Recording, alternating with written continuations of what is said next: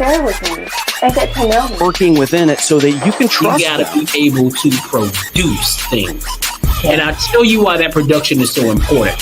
But before we go there, how do you use those two pieces of equipment? And success is not necessarily financial, but success is when you feel fulfilled in what you're doing. And then to other women, they need to know their value, their worth. But I believe everything that you put your mind to and you achieve, it's success. Give us all the stuff.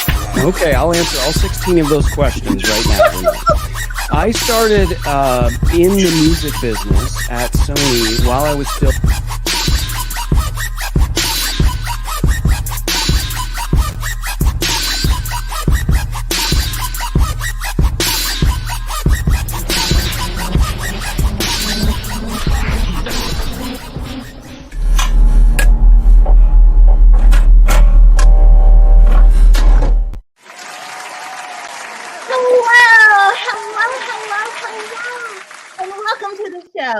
My name is Renee Hastings, and I'm your host of Renee Speaks. Y'all, today's show is going to be so good. Today, our guest is Suhaiba Neill.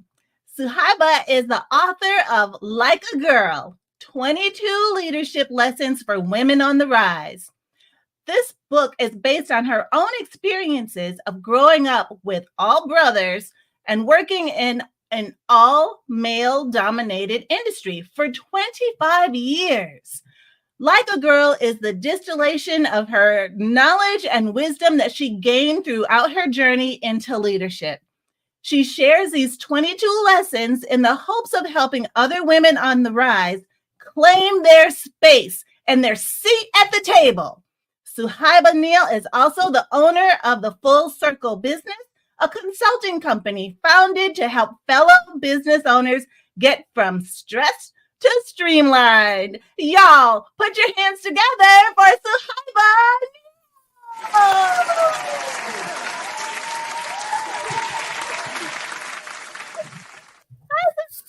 Good morning, afternoon, evening, depending on where you are in the world, right? That's right. That's right. How are you doing today? I am good, thank you. And thank you for having me. Absolutely. I'm so excited to have you on the show, Suhaiba. Number one, because you have made it. You know what it takes to be in an all-male dominated field and be the one and only woman a lot of times to make yourself known, make your presence known, and make yourself be heard and seen by those who are in the decision-making seats. So I know that will really resonate with our audience because a lot of female business owners who are our audience face the same situations. They find themselves in an area where it's mainly run by men, and there's this good old boys network that they've got to fight, or there's this glass ceiling that they've got to bust through as a woman. So I'm so excited that you are here to share with us at least a couple of those 22 secrets to how we can do that more successfully, easily, and confidently. So why don't you start out by telling us a little bit about how you got started on this journey? What was your specific experience? It's funny too, and to go back to the beginning, part of me doesn't feel like I've made it yet because I feel like there's a whole lot more to go. But thank you for that. And with the release of the book, I'm learning and getting better about accepting kind of the compliments, which I'm not great at either. Another thing that us women struggle with sometimes. So as you mentioned, I'm one of four, the only girl though. So I grew up with all brothers, 2 older, 1 younger. Was an athlete my whole life, was a tomboy my whole life. And that was normal for me. So I love basketball more than anything in terms of sports. I tease that I ruined my knees, so I didn't play in college because I was not WNBA bound, so it wasn't worth it. Managed the men's team, and then from there I went to work for the Sixers, so I kind of got my dream job right out of college and got to come home. And it never really occurred to me. And then I joined the family business when residential painting is getting better, but 20 years ago was still very, very male dominated as well. And I tease even now in one of my networking groups, I'm the only woman in the room. And it doesn't even occur to me until like halfway through the meeting. Like, it's just, that was my normal. That's what I was used to. And like, if you read the book, I threw elbows just like everybody else when we were playing street hockey, you know, and it held my own. And so essentially, what I realized kind of in going back and writing the book and going through all the lessons is that the universe was preparing me for an unknown future. So I had the tools and the techniques that I needed and kind of that inner strength to be the only woman in the room and not let it intimidate me completely to where I wasn't able to, you know, like I said, to kind of say what I needed to say and, you know, take up space, which can be a challenge for sure, for women, and especially for women of color. So the other thing I don't talk about a lot in this book, there will probably be another book about this later. My mom is Black and my dad is white. And so throughout my life, depending on the situation and, you know, the environment I'm in, that's played a part as well. So I know for women of color, it's even more difficult to, like I said, really kind of stand your ground sometimes, take up space, you know, and be authentic without it coming across the wrong way, unfortunately. Right, exactly. And there is a fine line to that. And one of the things that I really appreciate in terms of your book on leadership, you know, how do we navigate that fine line? And because if it was a man saying the exact same thing that we were saying, it would be taken completely differently. Yeah. So, and then how do we not take offense when, you know, people try to lob things at us and say, oh, well, let me break this down, or feel like they have to talk down to us or something, like we're not just as intelligent or just as worthy of being in this space as they are. If not more so. Exactly, sometimes, right? Yeah, sometimes we are. Exactly. Yeah, so for me, I want to say it was like 2015, 2016, I realized that I was going to be asked and required to step into a true leadership role in our family business. And what was really important to me was being clear about what that looked like for me. And that's kind of where this journey started with the book, and kind of really doing an internal look at, everybody had their idea of what it could be, what it should be, you know, and I'm like, no, what do I want to be as a leader personally, not with the external expectations, and how do I kind of cultivate that? So I did all the assessments and learned as much about myself as I could. I tease, I'm an international student. Both of my parents were teachers. 3 out of 4 of my grandparents were teachers. So there's a lot of teachers in the family.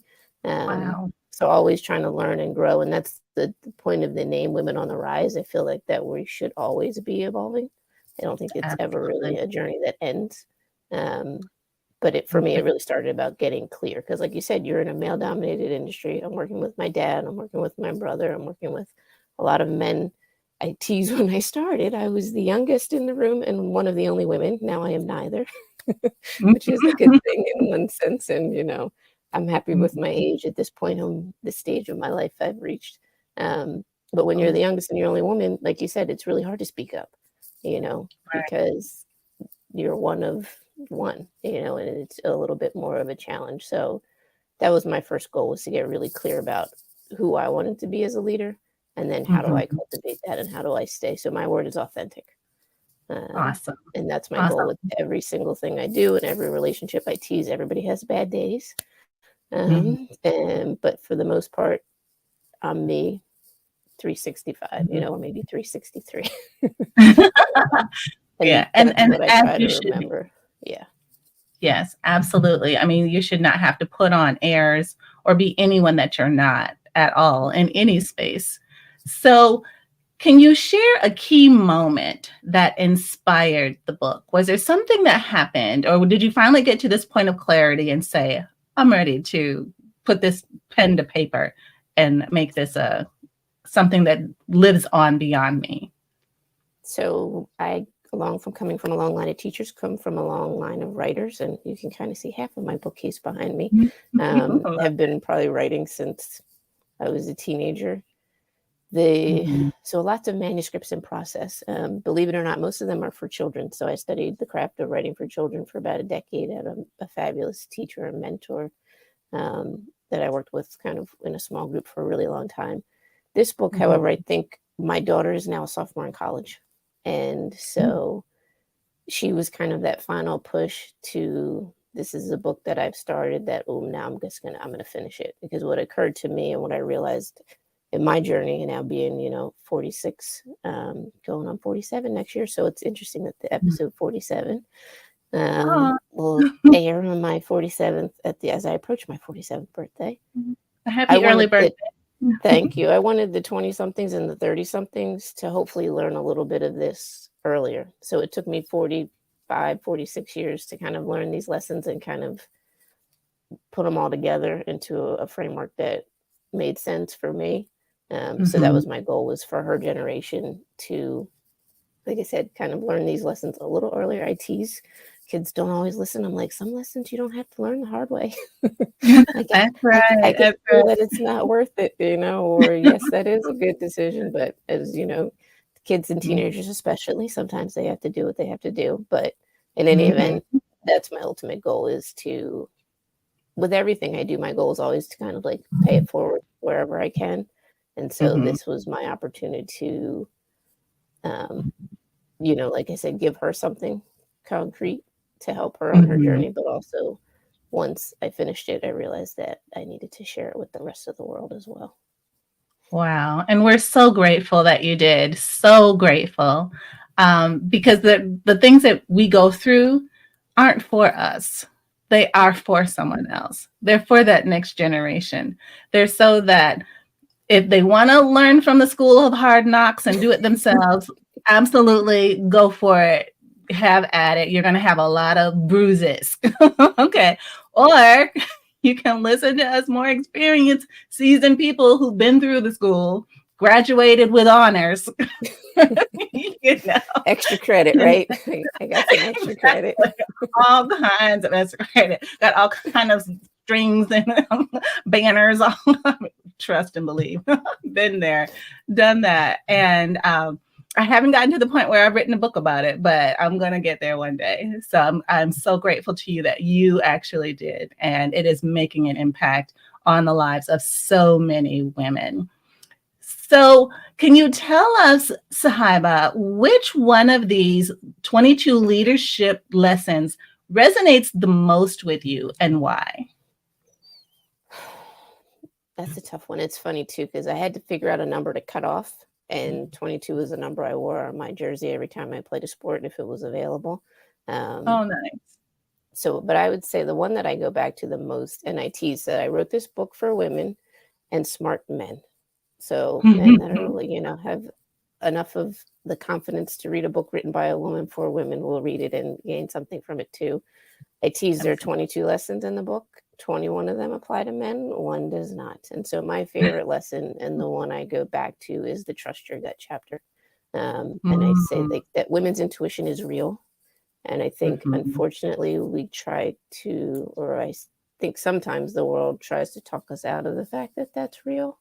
But that's the one that I think, for me, I continue to work on every day. And I don't get it right every day. There's some days where that little voice in my head, I still don't listen to her. And then later on, it's usually not major, but it's like, like it was there. And I kind of blew it off. So for women especially, that's the one that's the most important to me. If you only take one thing out of this, is like your gut is telling you something for a reason. And it's interesting because my background is in biology, so I love science and data and facts. And there's a whole lot of research coming out now about how much your gut really is connected to your brain, and how the fact that, the communication lines really are there. And I think I heard something the other day that your gut sends more signals to your brain than the opposite, which was really interesting to me. So that's my biggest thing with women, is just like, trust your gut. If everything goes smoothly, it's like, there's no kind of disaster on the other side of it. You may have avoided it and never known it, but when you don't trust your gut, you feel it, at the end of the day or the end of the week or the end of the month. It's not always immediate either. I think sometimes you don't know the reason for a while. Sometimes you don't know the reason at all, but that gut feeling is there for a reason. And I really, really, really encourage women especially to listen to it, and don't let somebody talk you out of it. Right. Exactly. I love that. Love it. Love it. Love it. There's so much value to that. Their women's intuition, the gut feelings, they're they're valid. They it's there for a reason. And there was something that happened like in my experience, and it just something I had this idea, and I was like, I don't know how I'm gonna do it. I don't know, but this is in my gut. Like, I'm supposed to do this. I'm supposed to do this. And I was, I'm a praying woman, so I prayed a lot. And I was like, I don't know what this is all about, but I'm going for it. And so but it was one of the most rewarding experiences I ever got to go through. And it all started with a gut feeling, like I kind of dropped down into my spirit like a ton of bricks. But it was so worth it, to do it, because it not only impacted my life, but it impacted so many others around me. And so I completely agree 100%. Trust your gut. And if your gut is telling you to do something that you're even afraid of, maybe, you'll get the intestinal fortitude to be able to make it happen along the way.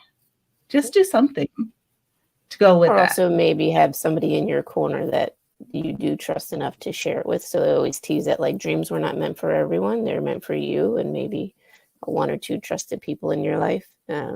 So my daughter was the inspiration to finish the book, but my mother was the real reason that it started in the first place. And I always tell people growing up, if I had something I wanted to do and I brought it to her, she always said to me, okay, what do we need to do to make it happen? And I did the work, but she always put that we in there, as in, like, I'm here, I'm behind you, whatever you need. And just knowing you have somebody in your corner for when you're going to hit a moment of either this was a bad idea or I don't have the energy to finish this. And like those kind of exhale moments, having that person behind you that's kind of continue to push you along, I think helps a lot as well. But choose wisely. Like I said, they tease that, like, God gave you the dream for a reason. Not everybody's going to think that it's possible. And the more people you share it with, sometimes the harder it gets instead of the easier it gets to get to the end of the line. That's right. So true. I mean, and moms are so amazing. So amazing. And I love that she was the inspiration that started the book. Because I'm sure that, she, being even a teacher, maybe there are more men in the teaching field, but even having to raise boys, right. That in itself is a challenge. I raise boys. I know what that's like. But then also setting an example of what it looks like to be a strong woman, to not be walked over, to be supportive and know what it looks like to show care and concern and support and encouragement, and that the empowerment that goes along with that for you as a young woman, learning from her goes so far. And now look, we have this amazing book that's not only for women, but for men as well. And your daughter to help finish it off. It's just so inspiring. So inspiring. So how can women in male-dominated fields claim their space and succeed based on your book's insights? I think, again, it goes back to what I said earlier about getting really clear about who you are and not questioning that and not letting somebody, an external person, kind of decide, no, that's not who we need you to be or want you to be. And I think it's interesting. Again, with me and like research was one of my favorite things to do. I gave my very kickoff talk for the book to a group of all women in the painting industry, which was really cool because it was the opposite of how things started for me. And doing some research, 2023, the stats are still not great for women in leadership, in, big corporations especially. And, what happens, like I said, when you're outnumbered by the men, you're heard less, you're talked over more. And so I think it is a little bit of a challenge. I think for me, there was three things that came up. One is awareness, and that's part of the reason for the book. And I love that my graphic designer was a guy, and he put that little note on the front, like, hey, guys might like this too. So talking about it and raising the level of awareness. I know you think we shouldn't have to do this in 2023, but it's still the reality. So the awareness around the fact that, yes, this is still an issue, and we need to make sure that us as women, we already know it. So making sure that the men know it as well, so that they can play a part in kind of, I guess, shortening that gap between where we are and where we need to be. I think number 2 is courage. You know, you have to be courageous enough to be the only woman in the room, and then bring other women into the room behind you if you can. But somebody has to go first, you know, whenever there's something that needs to be addressed. And I think that can be a challenge. Again, for me, that was that whole background that I didn't plan on, of learning, like I teased, that the brothers made sure I was tougher than I needed to be, which I now appreciate. And it's really kind of hard to phase and frazzle me, because I've been through it all. But somebody has to have enough courage to be first, or to be, you know, second, until we get to the point where the numbers even out a little bit. And then the last one I talk about is community. And one of the things that's been amazing, and it kind of side effect of the book that I didn't plan on, was I've spent my whole life in male-dominated industries. Now I'm surrounded by women, and incredible women who want to help each other and lift each other up. So unfortunately, and I think we probably all have stories of the competition that happens at the lower level, and a little bit of the jealousy and envy. But I think when you get to a higher level, everybody just wants everybody else to win. And there's collaboration. And like I said, my goal is to pay it forward as much as I can, and meeting all these other women, and they're doing the same thing. Like, you give me the opportunity to share with your community. I think that's really where it's all going to come together, and we're going to continue to expand, and the community will just get bigger and bigger and bigger. Absolutely. Absolutely. 100%. Could not agree more with that. And to hear you talk about how there is the jealousy and the, you know, some women may not be as eager to see another woman succeed. I think that is, first of all, just sad. And I feel bad for those women who find themselves in that position, where, because it just, I think, exposes an insecurity that I don't think any woman should have. Even though, I mean, we're human. Of course, we all have some insecurity about something, but it shouldn't keep us from wanting to see other people succeed, because there's so much to go around. I mean, just because one woman is successful doesn't mean I can't. If one woman is successful, that means I can too. You know, so we need to change how we look at that, change that framework in our mind of how we look at someone else's success instead of competition. You know, it's a great thing. Part of that, I think, for me, goes back to the male dominated, and thinking that they're not going to let very many women in the room. And so I think the more women that end up in the room, the more we balance it out, hopefully the more that will kind of fade away as well. So that, I think, is just kind of a result of a whole lot of societal stuff that has been in place for a long time that still needs to shift a little bit. But it's like I said, I've met some really amazing women in the last, 3 or 4 months, who are all happy and excited for me, and I'm happy and excited for them. And, collaboration and being able to share, hey, you know what, you need help with this, I know somebody, and being able to refer people makes me really, really happy. So I tease, my favorite thing to be is helpful. So if I know something or someone that would be helpful to you and I can share that with you, like, that makes me happy and brings me joy. So it's been a really amazing experience that I wasn't anticipating, but has resulted in kind of honing in on just the female side of everything.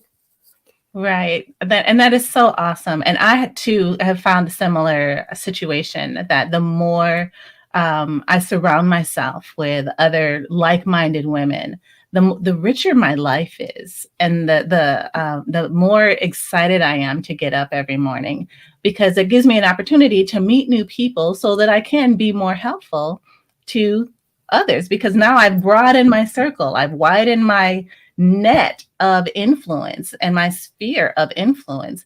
so that the more names I collect, the more I get to know more people, the more resourceful I can be as I'm trying to help others. And so there's nothing like it, nothing like that community. And it's so important, and I think, and just so crucial to have, because even on some of those days when you may not be feeling, on top of the world, you have someone in your community that says, hey, I'm looking forward to whatever you do today. You know what I mean? So that just gives you what you need to just get out of bed, because somebody's looking forward to what you have, because only you have it. So it's really, really great. And I'm so glad that our paths have crossed and we've had an opportunity to get to know one another and get to do life together. I mean, it's been really, really, really great. So getting back to your book, Suhaiba, how do your strategies at getting to your business, how do your strategies at the Full Circle business help stressed female business owners become more productive? So it's funny too, because I was thinking about this, and predominantly for the start of my business, I've been working mostly with men because I'm in the construction industry and it's still a little bit male dominated. But I think business owners in general, and women especially, I think the biggest thing I see people struggle with is delegation. So you own a business and you're trying to kind of grow and scale, but not also work 50, 60, 70 hours a week. Learning to delegate effectively and efficiently is really, really crucial. And I tease that I think women's and moms are not so good at that sometimes, because we're like, I'm going to do it myself and I know it's going to be done and I'm not going to have to worry about by the time I explain it to you. I could have done it 3 times, but that doesn't set the stage for not having to do it the next 10, 20, 30 times. Right. So I have a kind of a little system I use with that with regards to how, and that's the biggest thing, is that the fear of delegation is I'm not going to give you clear directions and then you're going to mess something up on the other side. So what I discovered kind of by accident, and the business again is funny, it started because I did all of this work on systematizing our business because we grew and it kind of got a little bit out of control. And when you have, in the painting world, if you have 2 crews in the field, it's pretty easy to manage that and make sure that the standards are being met. When you get to 10 or 15 crews in the field, you got to make sure the standards are the same at every job site and on every project. If you don't have a system or a process or something that people can refer back to, it's going to be kind of hit or miss and all over the place. So I did all this for us. I'm in a really great network for painters and have some really great friendships I've developed over the years in that network. And they're like, yeah, you need to share that with the rest of the world. So that's how the business was born. It wasn't really intentional to own my own consulting business. I always tease that I told my current coach, if I ever start a business, I'd rather sell a product than a service, because service is you and it's a lot more work and a lot harder to scale. But that's not quite what happened. And it's all good. So my goal, and I tease my mother, was a preschool teacher for 30 years. So my goal, she said I got a lot of that from her, is to help business owners simplify. I think we overcomplicate everything. So how do we make this as simple as possible in terms of systems and processes? How do we make it as easy as possible? Because simple and easy aren't always the same thing. How do we make it repeatable? And what I discovered by accident, and I didn't realize not everybody's brain works like mine did until I got to be about 41 or 42, is how do we make it universal so that I can give it to you and you can follow the directions. And you may need to tweak it a little bit. So I am not a huge fan of cookie cutter. I think when you're in business, all of our businesses are similar in the construction world. And what I've found over the years in the consulting is, even outside of the construction world, when I started, and again, this is me limiting myself, I'm like, I'm only working with painters because that's what I know. And then I realized, oh no, construction in general is very similar to paint. The foundation's similar. All right, so I'm going to work with people in the contracting world. And then I got requests from people that are now in kind of the professional services. So the foundation for most businesses is very similar. And where I kind of help is, how do we structure things in a way where there is a baseline and everybody's working off of the same, I call it the singular operating system. So everybody's working off of the same system. And I tease the other acronym for SOS is sink or swim. So are you going to sink or are you going to swim? And that's where it kind of helping both women and men. When you have a system and a process, it automatically increases your productivity. The other thing I always tell people to do too is we're always thinking about today. What do I need to get done today? What do I need to get done today? And your daily to-do list, I hate to burst your bubble, it's never going to end. Like, you know, I limit my list to 10 items. On a good day, I get through all of them. And my brain, again, like I said, automatically sorts from most important to least important when I do my brain dump. So every night before I leave my desk, I make my list for tomorrow. So I don't have to think about it. I can go to sleep. And when I wake up, it's waiting for me. And it's in order of importance. This has to get done first. And I usually tease, like, it's either something that has a deadline on it or something that you just really have been not looking forward to doing. Like, get it over with, get it out of the way. And then the rest of your day can kind of be a cakewalk. But what I work with people on when it comes to productivity, especially if you own your own business and the to-do list never ends, what does your ideal week look like? So what do I really need to get done every week consistently by the end of the week to make sure that I had a good week? And I check those big boxes off. So in, like I said, our world, we've got to do marketing every week or you're not going to have enough business in the weeks ahead. You know, you got to be on top of your billing every week or you're going to be behind on collections. You got to stay on top of your schedule and in touch with customers. So there's some key activities that have to happen every week consistently if you want overall success. And that's where I really kind of hone in on people. Like, don't think about your day because things are going to happen. You know, this week for me has been kind of a little bit crazy because I had two things that popped up that were not planned for that became very important and kind of had to override some other things. But because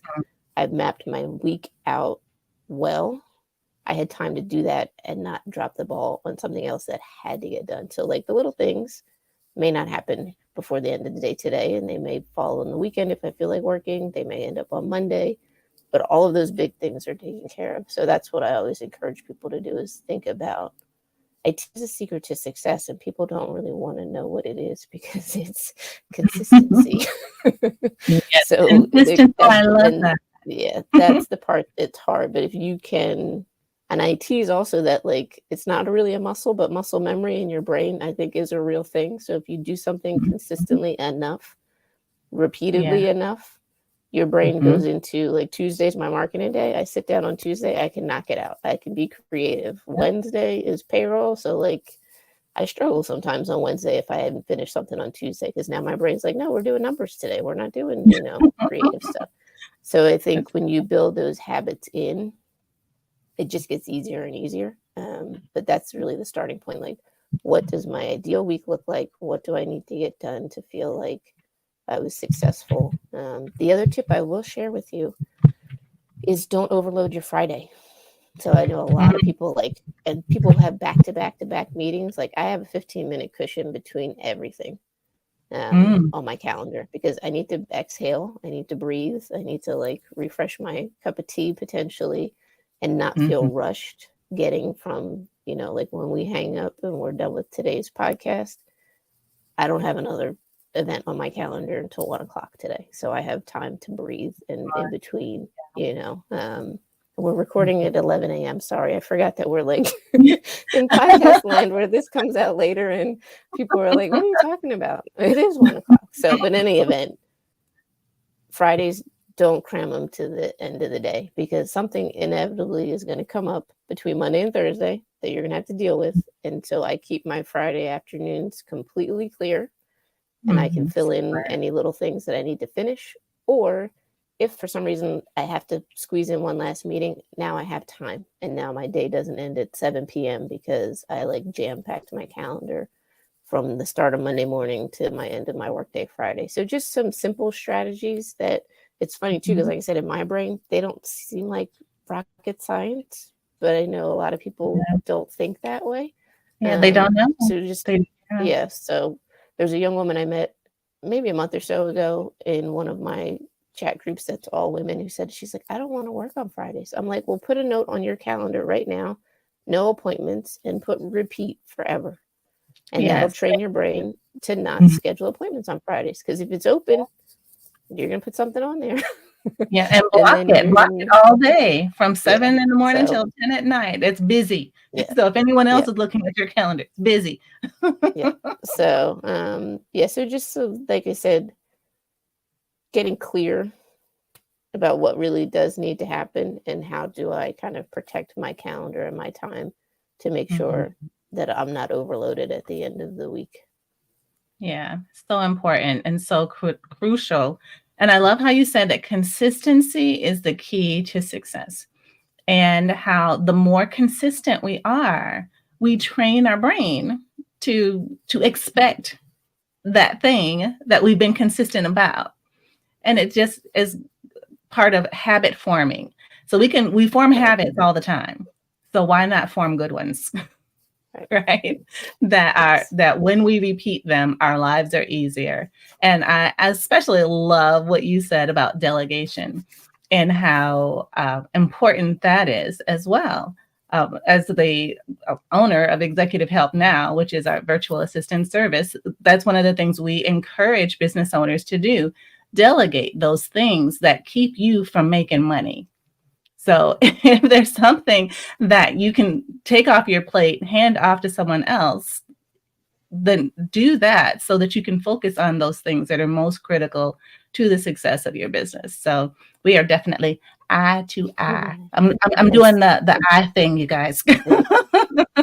And I tease too that checklists get a bad rap. I think we're like, oh, I don't need a checklist. The checklist is the easiest way to delegate something effectively. If you do, and I tease when I put together our procedures manual for the office years ago, it was not fun. But I always tell my clients, like, I got good news and I got bad news.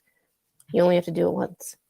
So once it's done, right. like I've never done it from scratch over again. We haven't redone our entire system all over again. We've tweaked some things here and there, and then you just adjust them. But if you do that brain dump, you create a checklist. Hey, this is the task I'm handing you. This is how I do it. These are the steps. And the other thing I always tell people, I think that we miss a lot, and this goes back to the leadership side of things, you have to explain why. So people innately don't like to be told what to do. Right. And sorry, not sorry, men, especially in my world, like if a woman's telling a man what to do, they're like, I don't know about that. So when you explain why, then you're able to connect with people, and then you get the buy-in. So I always say, this is what needs to happen. This is why it needs to happen and why I do it the way I do it.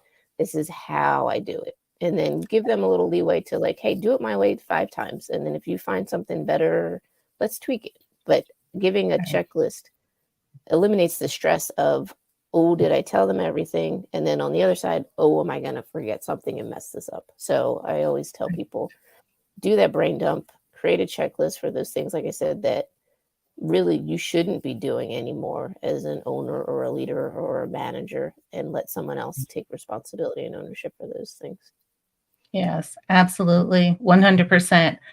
Because if you even think about it, I think there's a term for it, but the value of your time doing something that could be done by someone who's not paid as much, it is just something you need to think about as a business owner. Is this the best use of my time for the value that I bring to the business? Or could this be handled by someone else? So that's the only way to really grow and scale too, is you have to expand your team. And in order to do that, you need to have, like I said, systems and processes in place so that everybody's really clear about what their role is, what they're responsible for, and kind of what the benchmarks are going to be on measuring kind of success. Yes, absolutely. I love it. That's so true. As a business owner myself, all of this is resonating with me. I'm like, yes,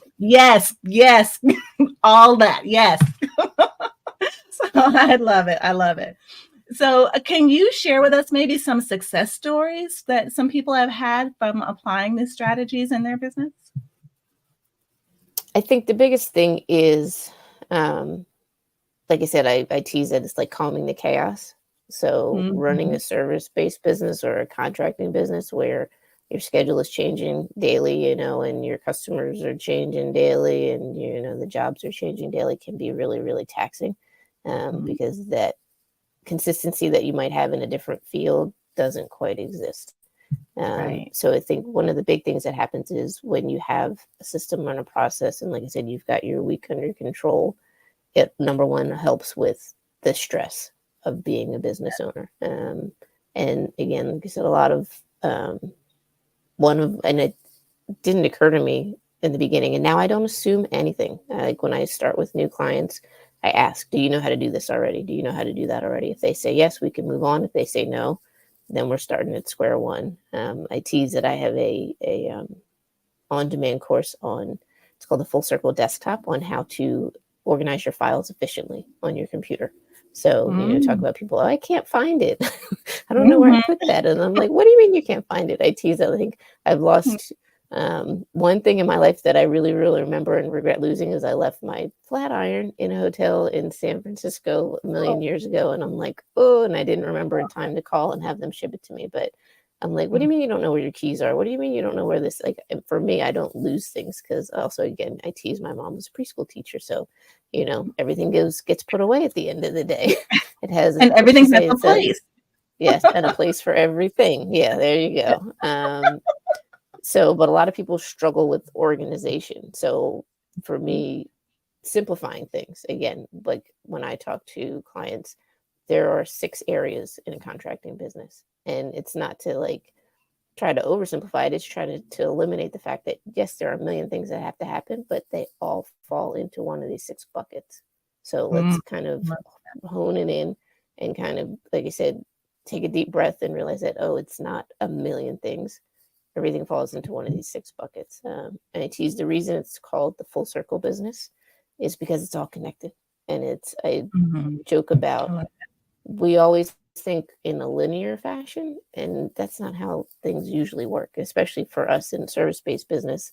It's all connected. It's a circle. So you start when they see your ad, wherever they see it, then they call, then you get an estimate, then you guys show up, do the work, and you got to bill them, and then you got to make sure they're happy at the end of it. And it just kind of goes around and around and around again and again and again. So having a clear system and process and framework for what that, I call it the customer success circle, looks like, and having an exceptional experience. Like you said in the very beginning, easy and repeatable. Like that's the goal. So just some really simple and easy tools and strategies that you can put in place. The other thing I always joke about is I want you to see results right away. Like I want you to see something right away and feel like at the end of the week we've worked together, I've already gotten something a little bit more under control and, feel a little bit better about it. And depending on the program and how far you want to go, we may work together for a couple weeks, maybe a couple months, working on a year-long program right now. But I'm big on results and not having to wait 3, 6, 9 months to see results. So simple tools that, like I said, you can put in place right away and really just kind of see some results and just exhale a little bit. Right. Burnout is real, and I've seen it too many times. Been there myself. There's a chapter about that, learning to have fun and to rest. And it's funny because one of my pre-readers was like, I'm halfway through it and I'm thinking like, what did she do for fun? And I'm like, well, for a while I didn't do enough things for fun. And I learned how to get better at that. But I think for me, it all comes back to controlling your schedule and your calendar, which, like I said, sometimes can be tough if you're wearing lots of hats. You got the mom, you got the wife, you got the business owner, you got the daughter hat, the friend hat, whatever it may be, the sister hat. So I wear a lot of hats, but taking control of my schedule and my calendar has allowed me to be the most productive I can be. And then sharing those tools with other people to help them kind of, like I said, that's the goal, is to calm the chaos that comes with running your own business. I love it. Love it. Love it. Love it. Just hearing you talk about it makes me feel calm. Like there's hope that it's not always going to be so, crazy, crazy, crazy, but when we put our systems in place, when we schedule things, when we put in buffers before and after meetings, when we cut off our day at a particular day and set boundaries for our self-care in the evening or on that Friday afternoon, whatever that looks like, all of that just gives me a feeling of peace already right now. If you need any extra help, tell a teenager what your plans are. My daughter's famous for that. She's like, it's after hours, Mom. Put the phone down. Oh, Shut the email off. I'm like, yeah. and sometimes she's right. And sometimes I think for me, it's funny too, because in the beginning, there's a couple different like personality types for how we work. And I was a separator. So like work was work and home was home. And the pandemic totally changed that for me because I had to get used to working from home and having her at home for a while doing school. And so I've gotten better at that. I think, people talk about the work-life balance. You can work on a Saturday morning on your business if that works well for you and it doesn't interfere with the rest of your life. So like, I got a college kid. She's not alive before 11 and 12 o'clock on the weekend if she's here. Right. So I get up, I do my thing, I take care of the dogs. If I want to come to my computer for an hour and work on, that's key though, not in, on my business, that's my prerogative, and it didn't detract from the rest of my weekend. Sunday is a no work rule completely. Like that's a hard stop for me. Sunday I do not work. But finding what works well for you, and then like I said, that goes back to your gut, which we talked about at the beginning, trusting your gut, honoring yourself, and saying, this is my journey, this is my kind of plan, this is what works for me, I think is really important that everybody, it's different for all of us. But knowing what works best for you and then honoring that, I think is really where it all kind of starts. Yeah, agreed. 100%. So, Suhaiba, can you tell us how we can reach you, how we can get your book, how we can stay in touch with you? You've shared some amazing golden nuggets of wisdom with us, and some people may want to have deeper conversation with you about these things. So how can our audience reach you? So the book is on Amazon. You can go look it up by the title there. And it's also listed on my website. So the fullcirclebusiness.net is my website. And there's a page dedicated to the book on my website. It also has some extras that you can do before, but they make more sense after you've read the book. And then through my website, you can email me if you want to. And I'm on all the social platforms. So LinkedIn, Twitter. No, I am on Twitter, but I don't use it as much anymore. Facebook, Instagram. I joined a new group called Alignable, which is pretty cool too. But wherever you are online, I'm probably there and you can find me. And if you send me a message, I will reply to you. If you send me an email, I will reply to you. I'm always happy to have conversations with people and be helpful. Awesome. We have your website pulled up and your LinkedIn pages and your Instagram.